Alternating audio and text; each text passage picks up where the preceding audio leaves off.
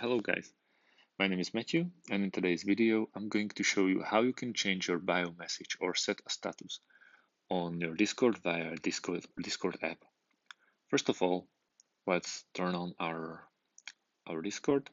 Go to the bottom right corner where your avatar photo is, and already you can see a couple of options from picking here, but we are interested in the first one, set status. We can go online, idle, do not disturb. We can go invisible or set a custom status.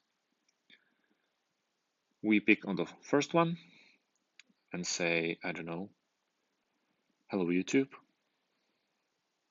We can also pick an emoji. I don't know, I like this one.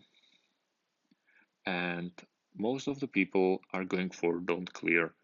This status will basically will stay with you for as long as you want. You can change it, you can delete it completely, but let's go with don't clear.